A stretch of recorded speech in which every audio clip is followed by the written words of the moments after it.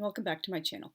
If you're just joining for the first time, welcome. My name is Ursula. I'm an indie author of historical fiction. I also do a lot of booktube related content, primarily like very serious classic literature. I've also been doing a lot of Dantean posts because this is his 700th death anniversary year, and today I'll be doing a vlog form of a blog post which I wrote in 2015 in January about historical settings I would like to see more of in fiction, because we probably all know there are certain like eras and settings in historical fiction that are kind of overdone. Doesn't mean the books are all bad or unoriginal. It's just that sometimes you want to see more than just yet another like U.S. Civil War, or like for example like the U.S. Wild West pioneers, World War II, or the late Victorian era in England. It's just there's so much else to explore within history. And so number one, definitely Heian Japan. The word Heian means peace in Japanese, and this was the last era of classical Japanese history. It ran from 794 until 1185. So much amazing poetry, literature, and culture came from this era. It's also the peak of the Japanese imperial court. I'd love to see more Japanese historicals overall, but I'm drawn to the Heian era in particular. I'm also interested in the Nara era of classical Japanese history. That was the penultimate era of classical Japanese history, which ran from 710 to 794. It was named so because the city of Nara was the capital of the Imperial Japanese court, and several years ago for a contest I wrote a historical fantasy, a middle grade short story set during the Nara era in the year 737, during the last year of a terrifying smallpox epidemic which absolutely ravaged Japan. And I would also honestly love to see more about all sorts of like Japanese historicals, not just like the shogun and the era, the samurais, or like just modern era. There was like so much wonderful classical Japanese history that's unfortunately not really well represented or known about in the West. Number two, immigrant stories not set in New York City. It's pretty cliche and kind of boring to automatically set an immigrant story in New York City, particularly the Lower East Side. My ancestors are proof that not all immigrants settled in New York City. Like they were coal miners, so they went to southwestern Pennsylvania near Pittsburgh to live with like Slovakian immigrants. It was not all immigrating, gotta live in New York City no matter what. How about Pittsburgh, Chicago, Boston, San Francisco, Atlanta, Los Angeles, Detroit, St. Paul? I'd also love to see more immigrant stories set outside the U.S. altogether. Many people also immigrated, for example, to England, Canada, Australia, South America, Latin America, Israel, and New Zealand. And for example, the British author Maisie Moscow has a wonderful family saga called Raisins and Almonds, about two Jewish families who immigrate to England in the year 1905. One is fairly secular and assimilated. They come from Austria, and the other are, poor working class, much more religious. They come from the Russian Empire, and it's about how, their families grow and they change and stuff as they go through history over the generations. It ends in, I believe, 1991. It's a wonderful series, and it's proof that not everyone automatically immigrated to the U.S. and New York City and the Lower East Side. Number three, the golden age of Islam.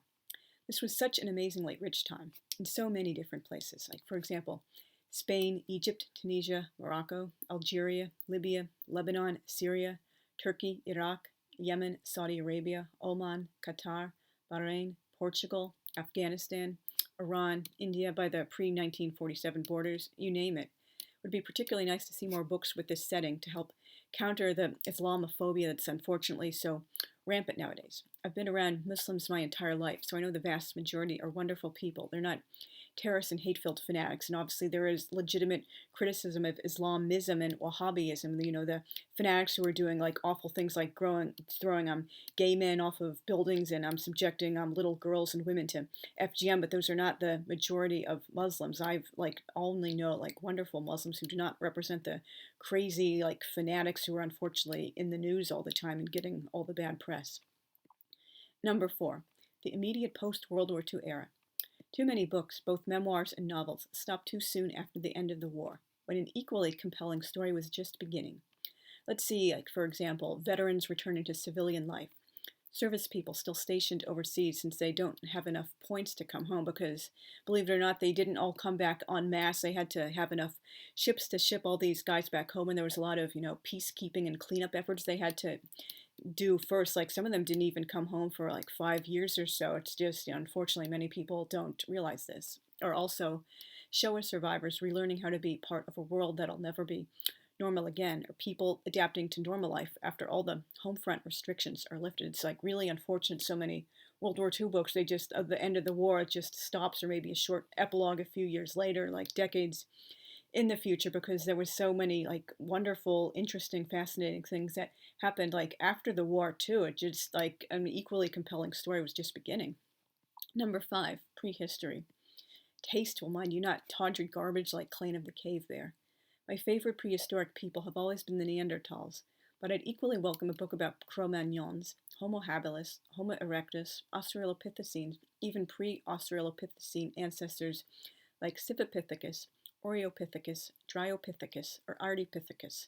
In case you can't tell, paleoanthropology and evolutionary biology are two of my passions. It would be really cool to see a story set millions of years ago among creatures without spoken language, houses, clothes, or fire. It's just a really interesting topic and you can also blend prehistory with other genres. Sometimes there's a sci-fi story which Isaac Asimov co-wrote called The Ugly Little Boy, and it's about this Neanderthal boy from the past who goes into the future, and it goes a little bit back and forth between like the future and the past and getting him back to his people with a time machine. It was a really interesting book, and I would love to see more like crossovers or like cross-genre stuff like that. Number 6, the early Middle Ages. The popular image of the Middle Ages is of the high and late periods, but the era started around 1300. Many people don't know or care much about this period, though there's such fertile ground for so many different stories. And I wasn't really into the Middle Ages at all until I was 22 years old, and first I read Giovanni Boccaccio's Decameron for the first time. It like really opened my eyes to what an interesting, fascinating era the Middle Ages was in so many ways. And for many years I avoided it or didn't like it because unfortunately there was a great deal of like institutionalized anti-Semitism and all this awful pogroms and the Crusades during the Middle Ages. It wasn't a nice place to live if you were Jewish in Europe, unfortunately. And even after I had a mandatory class in medieval history at university, I was a history major. We had a visiting guest professor from Harvard who was British. Even that didn't really get me into the Middle Ages. Only reading the Decameron finally did. Now I realize there was so much else going on, even though unfortunately there was a lot of anti-Semitism. But you can't just condemn an entire era because of one aspect of it. There's so many other things that happened during that era you can read and write about. You can't, although you shouldn't ignore things that are bad or pretend they didn't happen, but just realize like there's so many other things you can focus on about this era. Don't just like think about the worst possible things. Number 7, anything to do with Persian/Iranian history. Like with the Golden Age of Islam, Westerners need to see this as a people of peace, knowledge, friendship, hospitality, learning, and intelligence. Many people also don't realize Iran was a very modern, secular, westernized country until 1979. And this is also true for many other countries in the Levantine, North Africa, the Middle East. Like women were, going to college and wearing trousers and driving cars and going to university and things like that. It wasn't all, locked in like the dark ages and repressing people. These were like really modern, like westernized democracies. I would be particularly interested in reading something set during Iran's Safavid dynasty, which rose from 1502 to 1736. It's just a wonderful, underrepresented period in historical fiction and literature overall, as far as I'm aware of. Number 8, the Golden Age of Georgia, the 12th and 13th centuries. This period included two of Georgia's greatest rulers, King David IV, who is known as David the Builder, Queen Tamar the Great, who is such a wonderful queen. She's also sometimes known as king. This was considered a great badge of honor in the old days for a female ruler to be called king, although I obviously realize there might be a little bit of, misogyny playing into that. Oh, a woman ruler, a queen can't really be that good as just a queen. We have to call her king too because men is the default of greatness, but that's obviously a whole subject for another topic. Queen Tamar the Great was a wonderful, wonderful ruler, and she's still loved and respected nowadays for all the wonderful things she did for her people. And during the Golden Age of Georgia, science, culture, literature, philosophy, and architecture flourished. There also isn't much of any fiction set in Georgia, either historical or contemporary. And number 9, Estonia's national awakening in the 19th and early 20th century. Its people suffered so much under Swedish, German, and Russian occupiers for so many centuries. They finally became empowered to start throwing off their chains, reclaiming their national language and culture. Their first national song festival was held in 1869, in which they sang for their freedom. So they got their freedom with like words, beautiful music, not by like throwing bombs and knives and guns and violent things like that. And I absolutely love the Estonians. I've been Estophile since about 2000, 2001 because some of my characters are Estonian. I could do a whole thing about that, but there's so much wonderful like Estonian literature and culture and history and things like that. It's just, I really encourage you to read more about it. I just wish there were more books about it. And number 10, World War I. This really is the forgotten war. So relative few books and films made about it for decades.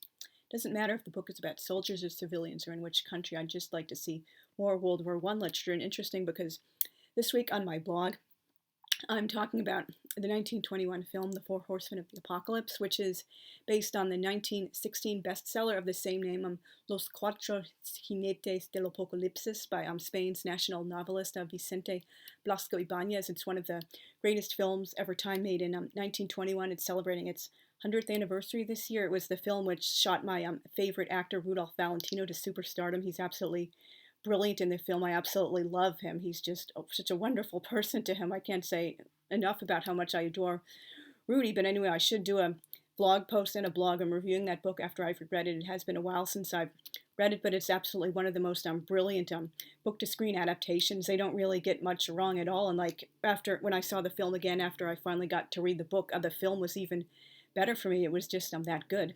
And it wasn't on my blog post, but I would add number 11.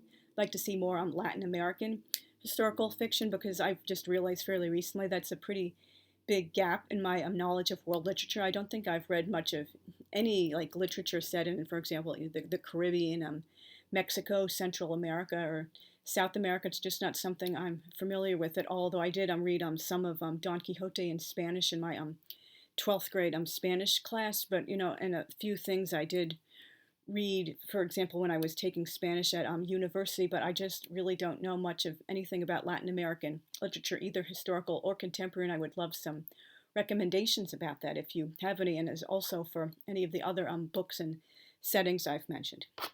So if you watched to the end, thank you very much. Please consider liking, subscribing, commenting, and sharing. I'm really hoping to build my channel, and once I get 100 subscribers, I will begin doing a 105 video series on the Decameron, the book which I mentioned earlier. It's an absolutely wonderful book, but I'm obviously not going to waste time researching and writing and filming and editing if like barely anybody is watching or commenting. So, and my next post will be on Wednesday. I think I'll be doing a vlog of one of my blog posts about the Divine Comedy, Canto 13 of Inferno, and the William Blake watercolor based on it called The Wood of the Suicides. And then my next vlog will be next Monday. So please consider liking again, and because I will be adding lots more exciting, interesting content as I get more subscribers. So please, I'm very grateful for anybody who supports and watches me. See you guys very soon. Thanks. Bye.